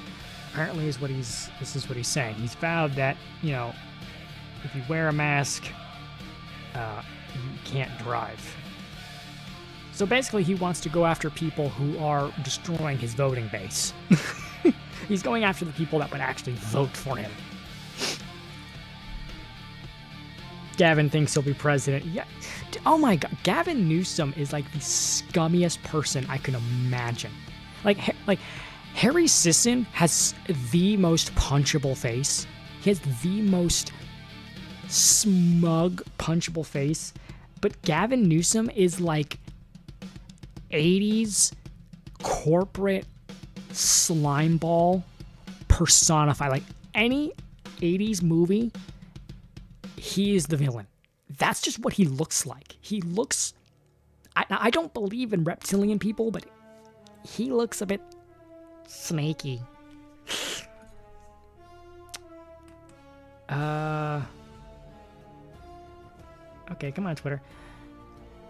But, as the title of the stream is, Learing Curve. In the face of the massive Somali fraud scandal, which was mostly breaking news in this guy. This guy who was a heartbeat, he was potentially a heartbeat away from being president of the United States, because he would have been vice president, from this guy. He basically was okay with a massive Somali fraud.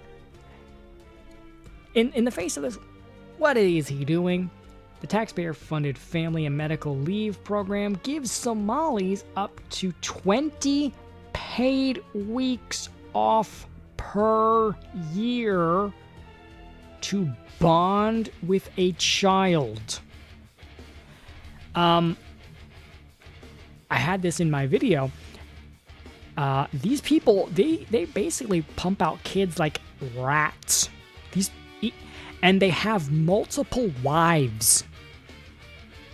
Yeah, these Somali men have multiple wives that each wife works at, like, say, Walmart or Dollar General for, like, bare minimum so that they can get government fucking assistance because they don't make enough money. And then they pump out 7 at least kids so that they can get fucking more money per kid. And this motherfucker wants to give 20 paid weeks per year. That's, what, close to half the entire year off? 52 weeks in a year? That's what, 26 is... Yeah, that's about half the year off. You don't gotta work, paid. But we can't give a fucking penny to the people we have sent in godforsaken desert lands to die for us, who are now freezing in the streets, who can't get medical care. But this piece of shit wants to give more money to to people who don't care about our culture, who just want to be leeches and ticks to the blood of what is essentially this nation, our taxpayer.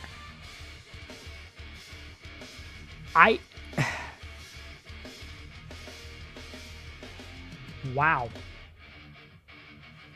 This is, yeah, cut off federal funds. Day fucking 1. Should have been done yesterday. That allows you again to take care of what you need to take care of without being forced to choose between your family, your bonding with your child, your own health, and your economic well-being. Yeah, and this goes back to what I was saying. Maybe make the economy better, and maybe make the economy more stable so that a parent, particularly the mother, has the ability to not need to work so that she can stay home essentially 52 weeks of the year and bond with her child. And, you know, maybe do a part-time thing here and there when the kid's, you know, a little older. That's what really needs to happen. It's for votes and kickback. Oh, of course. It's all bullshit. That's ultimately why I don't like democracy. It's just become a tug of war between two sides saying, oh, well, I'll offer you this free shit. I'll offer you that free shit. And it's like, I don't want free shit. I want you to get out of my life. And this is from, I don't know if Lunatic's still here, but this is from him. Retard of the Lear. Tim Walls. Congratulations. Yay, you win. Oh my God. This guy was almost vice president. Say what you want about Kamala Harris. I never thought she was a serious candidate. Never. I always said she was a lamb to slaughter. But on the off chance that she might have won, you are looking at the man that could have very easily been president. Just because he was... Send that to you? Sure. Copy... Sure, let me send that to you. Oh, I just saw what you posted, Blay. I'll look at it. I'll look into that.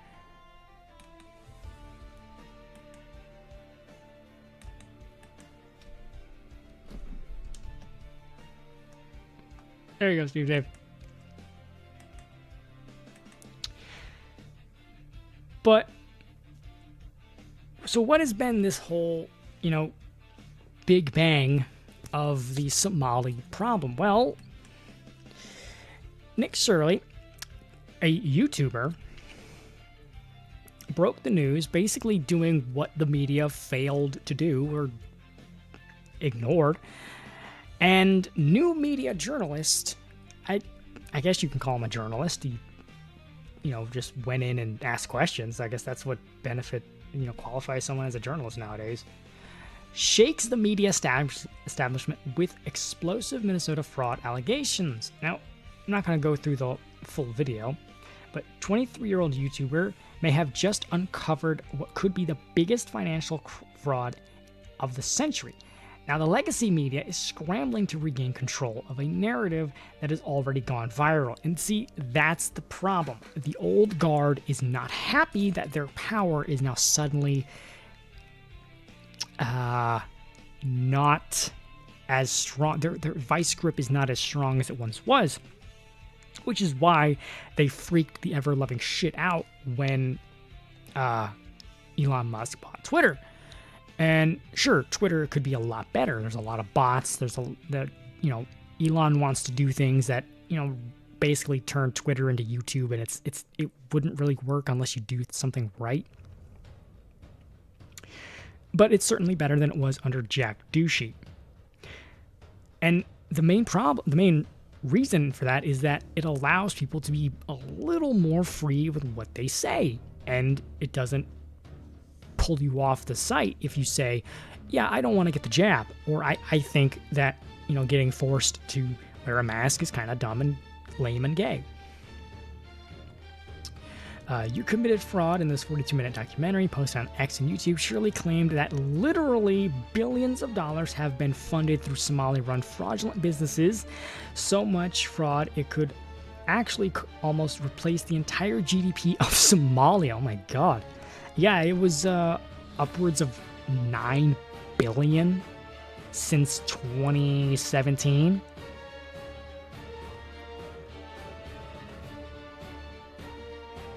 YouTubers are better journalists, right?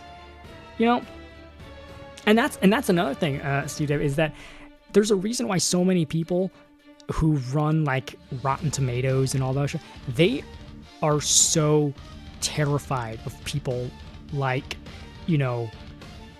Critical Drinker or Disparu and all that. Because say what you want about them, they at least say their honest opinion. They're not bought and paid for. They don't get invited to all these fancy events and get given gift baskets for saying that the latest Disney slop was the greatest thing since the last Disney slop, right? And that's where the you in YouTube really needs to be put back.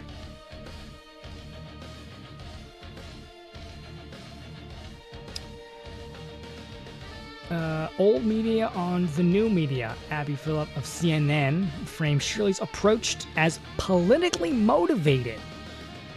How is it politically motivated? It's literally just asking questions about fraud. It would only be political if you know what side is abetting it versus what side wants to actually say something about it. She went on to emphasize that the daycares in question were for Somali community, which she claims is under daily attack. I'm sorry, but I don't feel bad for ripping a tick off of my body, okay? I don't feel bad for swatting a mosquito. I don't feel bad for wanting a parasite removed.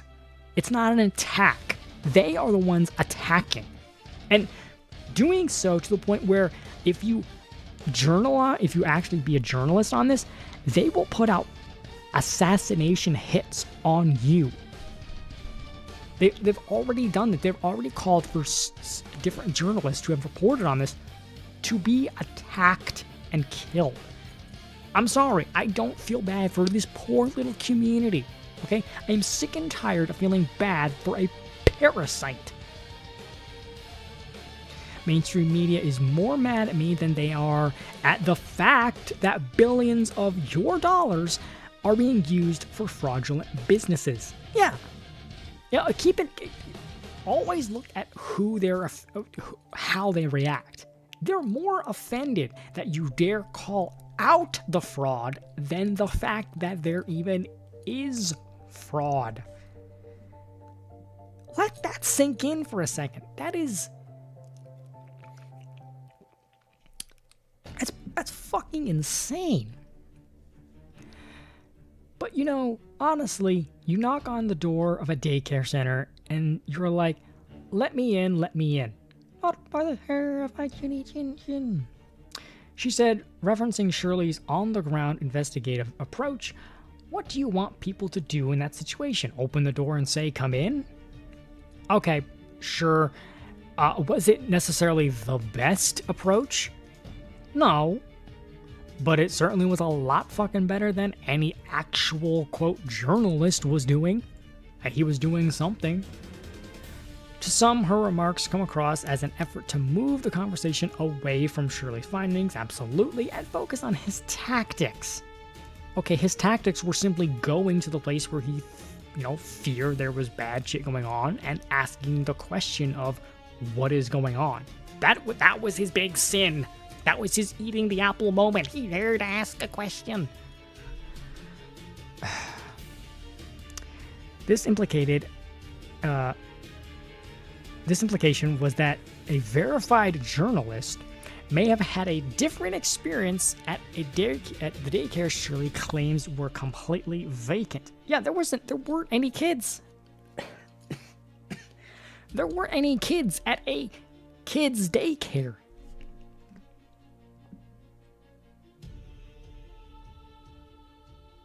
Yeah, there wasn't even a front office. Oh my god! Honestly, it was probably just an empty, abandoned building, Stevie, that they just kind of like half-ass painted, and everyone has seen it. The Learing Center. They weren't even trying. Oh my god! Child care center address, license number of children licensed 490. 3.67 mil. On Fox News The 5, regular panelist Jessica Tarloff said, Shirley, there's no way this kid walking around uncovered $100 million worth of fraud on his own. There have been tons of people working behind the scenes quietly, including independent local journalists that have been exposing this. Too many, this sounds like the old media, even on Fox News. But here's the thing. Here's what is really interesting. Shirley wasn't the first to do this. People have been ringing the bells of this for years. It only took him to break through the fog and say, hey, you gotta look at this. Something is going on here. Something is seriously messed up here. That's what it is. And now we have here the ripple effect.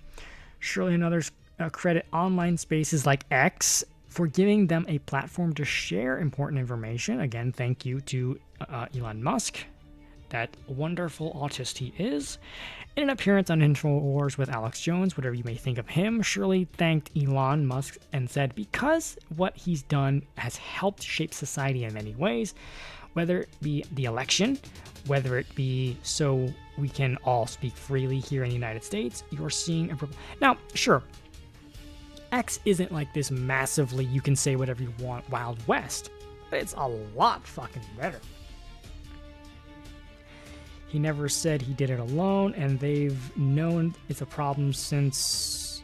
but again, the $9 billion in fraud was just from 2017. I mean, you're talking 8 years.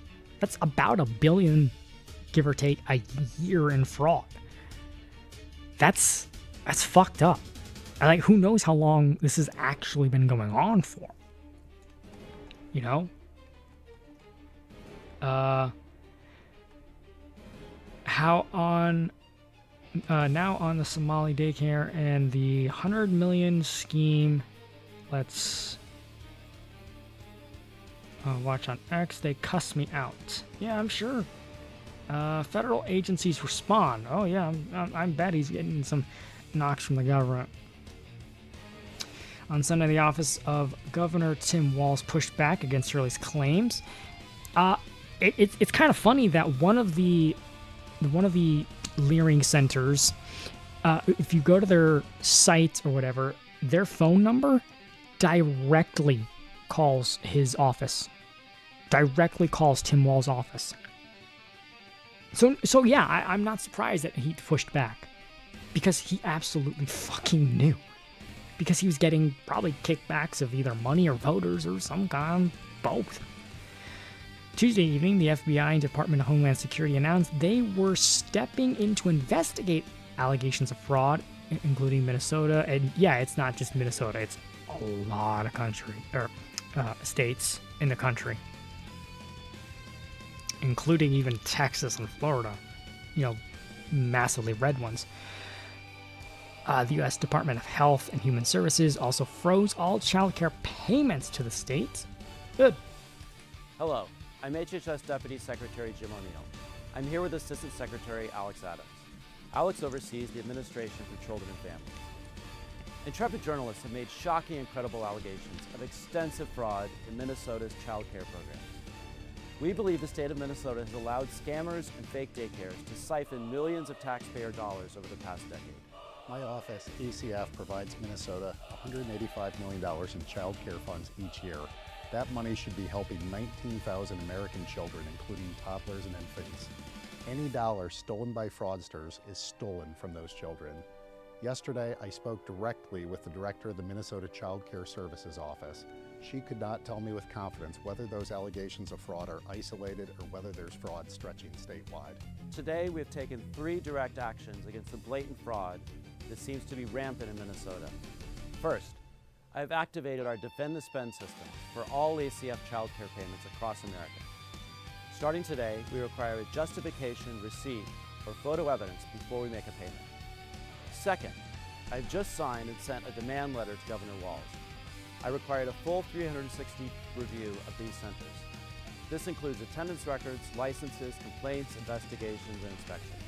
And third, we've launched a dedicated fraud reporting hotline and email address at childcare.gov.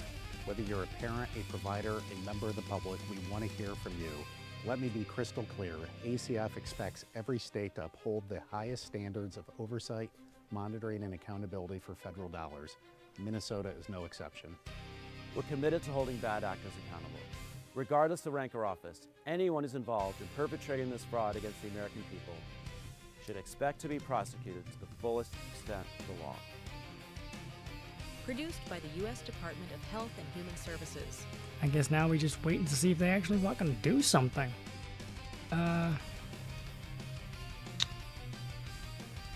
Conclusion. While Americans wait to see what the legal and political fallout will be, If at all anything, it's clear that the new media has the attention of the White House and many concerned citizens. Shirley and others like him are doing investigative work that no longer easily dismissed by legacy media. Yep, the old media is certainly not happy because their illusion, their Operation Mockingbird, is not as clear cut and in their grasp as much as it used to be. And things like YouTube, and with Elon Musk buying Twitter, it's certainly much more in the hands of the average citizen. So, I hope something happens from this. I hope there's some fucking investigating and there's some, shutting down the funds, but, I'm not black-pilled, but, we've seen the song and dance before. But I got a couple of, as it's almost 11. I got a couple palette cleansers.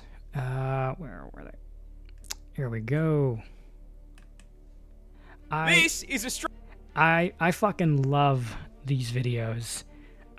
This is from More Pars. I think he's got a Twitch. But he basically just goes over, like, Australia. He, like, just goes over, how fucking crazy Australia is.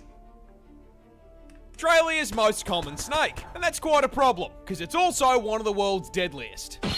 Introducing the eastern brown snake, native to quite literally every state in the land down under. And unluckily for us, this asshole has earned himself a silver medal in the Note Rope Olympics venom category, coming in second place for the most venomous snake in the world. It is worth noting that third and first place are unsurprisingly also both held by Australian snakes.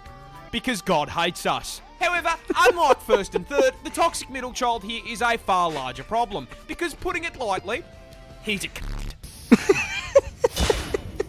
The eastern brown is one of the most territorial species of snake in the world, which is a scientific way of saying they operate on the US home defense philosophy. If you dare put a pinky toe onto this guy's property, he will bite your ass, injecting you with a hemotoxin that can send you to heaven via blood clot in under 30 minutes if left untreated.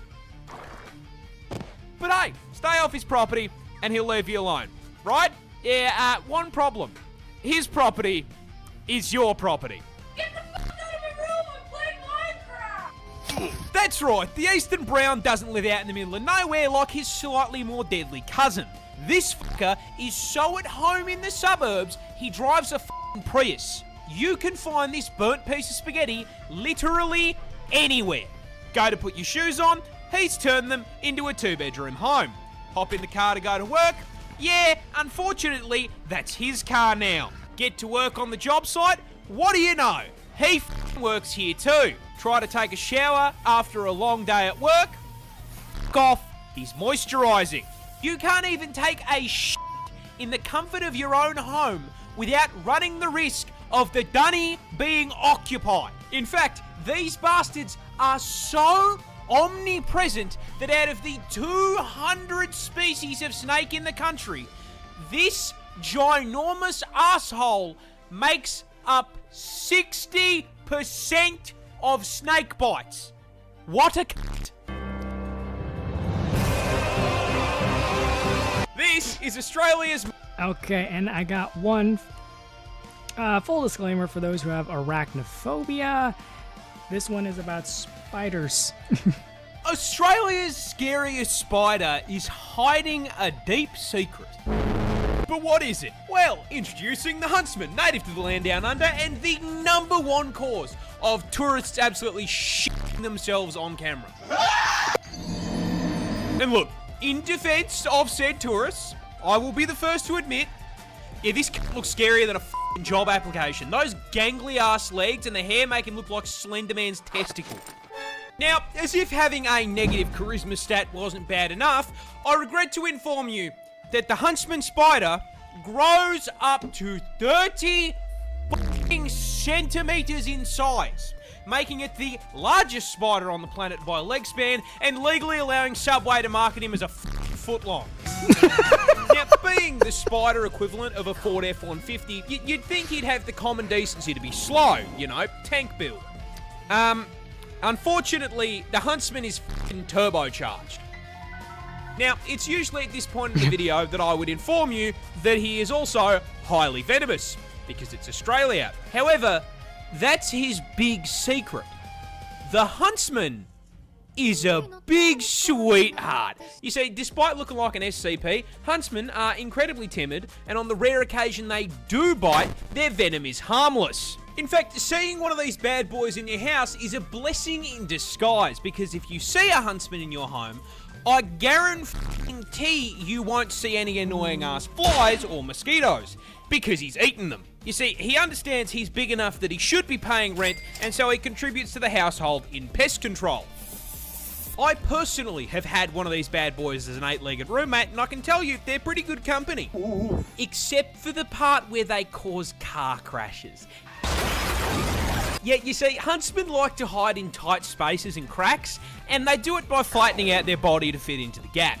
Now, in the house, that usually means you'll just find them behind a painting, but when you're flying down the highway at 110k an hour and decide to flip down the sun visor because God is trying to flashbang you, yeah, they like to sleep in there and you've just dropped one into your lap. Now, whatever you do, don't panic or you're going to crash the... Australia! Oh, I see those clips all the fucking time. I fucking love them. I fucking love them. Okay. I don't need all that anymore. I'll close that in a sec. I think that'll do it for the inaugural episode of the Midnight Mass. I want to thank everyone who showed up, everyone who was in the chat, everyone that decided to, for whatever reason, mostly thank you, Steve Dave, drop dollars on this thing. And I'm going to try and make this a weekly thing. I'm going to try my hardest to make this a Sunday, because no one really does anything on Sunday. So I'm going to try and do that every Sunday, 9 EST. As far as gameage, I don't know if anyone is up for some Quiplash. It's kind of late, so I probably think we should reschedule for sometime this week. But there will be more gaming. There will be more. There'll be some Pummel. There'll be some Among Us. Some Quiplash. I will be hopefully getting more Jackbox party packs so we can play more shit, because I don't have a lot. I have Quiplash and I have TKO and Trivia. And Draw. That's about it. But other than that, I will also be doing videos. Unlike Drunkle, I still do videos, and I plan to do that and stream. And I do have a stream coming up. I have something coming in the mail, and I have an idea for something I think I can do. Nothing's set in stone on that yet. But yeah, so if you haven't subscribed so you can keep up with what's going on. Join the Discord. And yeah, I will see you in future events. Remember, God bless, and may demons fear when you wake in the morning.